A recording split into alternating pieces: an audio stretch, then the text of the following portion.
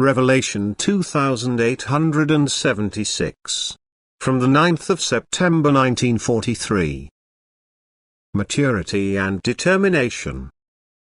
Shape and depth of the gifts.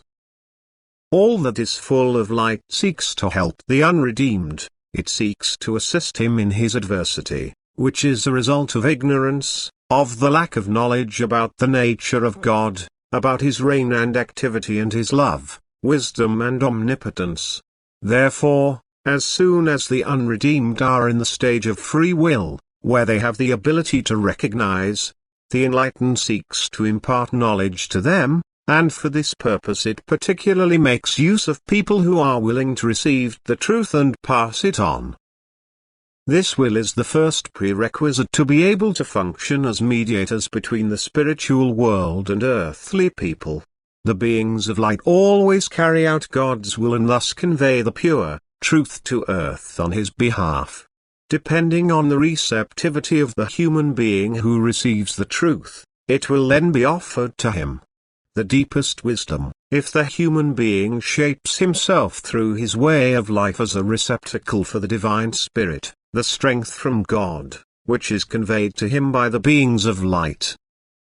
The beings of light know every person's degree of maturity and desire, and thus they also instruct people in accordance with this degree of maturity, who are to exercise their office as bearers of truth on earth again.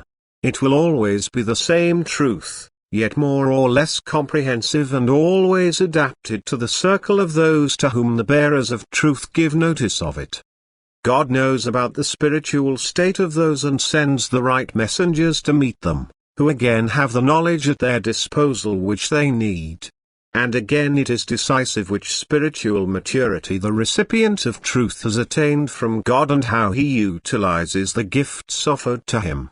And therefore the transmissions from the spiritual kingdom will differ in their form and depth, although they must always correspond in content. The recipient must shape himself such that he hears everything whispered to him by the beings of light. Receiving is an act of free will, and this will itself determines the nature and depth of what is imparted to him through God's grace, who enlightens the spirit of the one who declares himself willing to work as mediator between God and people and listens to what the Spirit from God announces to him. The truth, however, remains eternally the same, otherwise its origin has to be doubted. Amen.